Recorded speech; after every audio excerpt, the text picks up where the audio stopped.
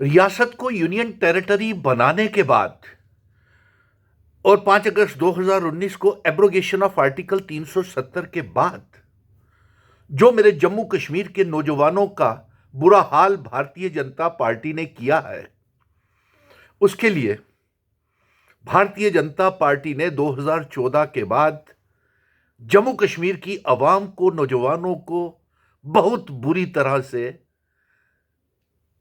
दरबदर किया है।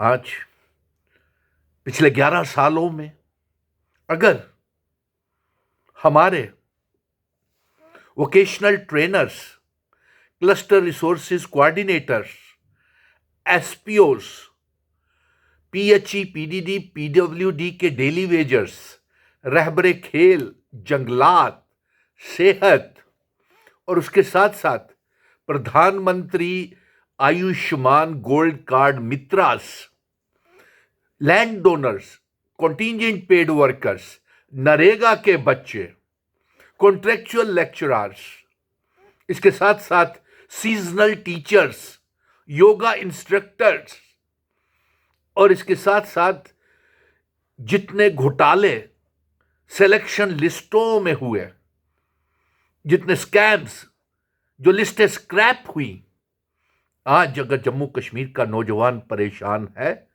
तो वो भारतीय जनता पार्टी उसके लिए जिम्मेवार है।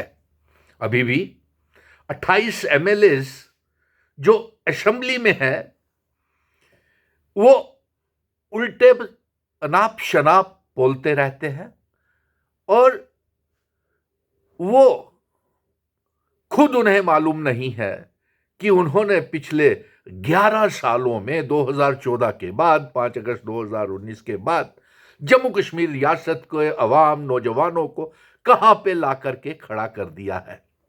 और आज यही मेरे बच्चे जब त्रिकुटा नगर दफ्तर के बाहर 6-6 महीने, साल तक भूखे प्यासे, गर्मी, सर्दी, बारिश में इनके दफ्तरों के बाहर धरने प्रदर्शन करते रहे तो इनको इंसाफ नहीं दिया।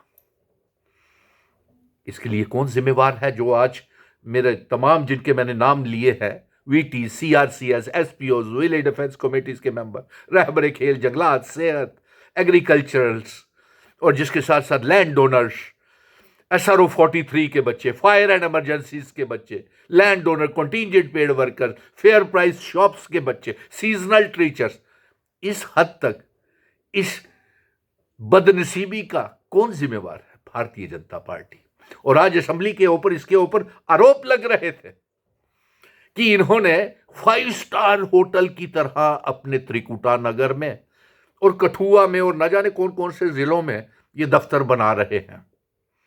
और असेंबली में ये भी आरोप लगे इनके ऊपर कि ये जो दफ्तर 5 स्टार की तरह बना रहे हैं, ये सरकारी जमीन, स्टेट लैंड के ऊपर बनाए जा रहे हैं। और दूसरा यह भी आरोप लगा कि भारतीय जनता पार्टी वाले चाहते हैं कि उनकी तनख्वाहें बढ़ा करके 5-5 लाख रुपया कर दी जाए। चुनी हुई सरकार है।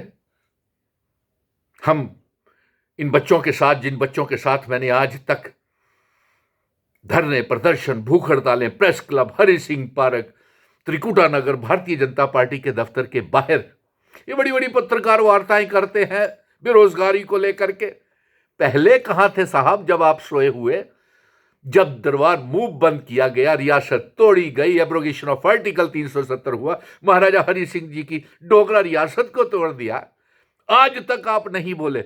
और ये जो बदनसीबी मेरे नौजवान अवाम जो भुगत रही है, ये मैं साफ आपसे कहूं कि ये जो आर्टिकल 370 को तोड़ने के बाद, रियासत को यूनियन टेरिटरी बनाने के बाद इनको एक लूट खसूट का लाइसेंस मिल गया और उन्होंने जम्मू कश्मीर को ग्रैंड सेल के ऊपर डाल दिया और मेरे नौजवानों को एक भी इंसाफ नहीं दिया। लेफ्टिनेंट गवर्नर इन बातों को जानते थे, इनके तमाम होम मिनिस्टर, प्राइम मिनिस्टर तक जानते थे। मिनिमम वेजेस एक्ट लागू नहीं किया, यहां तक कि पीएचई, पीडीडी, पीडब्ल्यूडी के डेली वेजर्स और वहां पे डेली रेटेड वर्कर्स और casual labours, need based workers की 45,000 तनख्वाह लद्दाख के यूनियन टेरिटरी के एलजी ने कर दी और मनोज सिन्हा साहब अभी भी खामोश बैठे हुए हैं। सो ये अजीब दौर है। और ये भारतीय जनता पार्टी के एमएलए चाहते हैं कि इनकी तनख्वाहें 5-5 लाख रुपया हो जाए। तो ये मैं चाहूंगा कि जितने भी मैंने नाम गिनवाए हैं अपने, और एक तो पहले रियासत जब तक नहीं आएगी, मेरे नौजवानों को, अवाम को इंसाफ नहीं मिलेगा। ये तो ये भी नहीं चाहते कि 200 यूनिट बिजली फ्री दी जाए, 12 गैस के सिलेंडर और जो डबल राशन है। ये तो ये भी नहीं चाहते हैं कि जो हमने जो हमारी माताएं हैं और जो ओल्ड एज पेंशन है वो भी दी जाए। ये तो ये भी नहीं चाहते थे कि 50,000 से 75,000 मेरी उस बहन को, बेटी को दिया जाए जो गरीब परिवार से जिसकी शादी है। ये तो ये भी नहीं चाहते हैं कि जम्मू कश्मीर में राज्यसभा के चुनाव हो।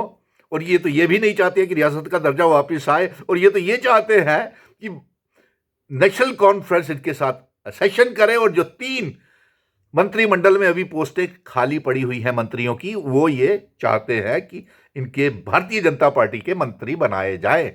और इसीलिए ये रियासत का दर्जा नहीं वापस दे रहे, क्योंकि ये अलायंस जो है नेशनल कॉन्फ्रेंस के साथ करना चाहते हैं। और कुछ सूत्रों के हवाले से ये कहना शुरू हो गया भारतीय जनता पार्टी के, हमारा अलायंस हो चुका है भारतीय जनता पार्टी का और नेशनल कॉन्फ्रेंस का। इसीलिए इनका कहना है कि भारतीय जनता पार्टी तो आरोप नेशनल कॉन्फ्रेंस के ऊपर लगा ही नहीं रही है। अरे क्या आप आरोप लगाएंगे? 11 साल तक आपकी हुकूमत थी, आज हम सारे काम कर रही है चल अलायंस की सरकार। आपके पास आरोप क्या है? आप आरोप लगा ही नहीं सकते हैं, कोई भी आरोप नहीं लगा सकते। आज बेरोजगारी, गरीबी का, जम्मू कश्मीर की बर्बादी का अगर कोई जिम्मेवार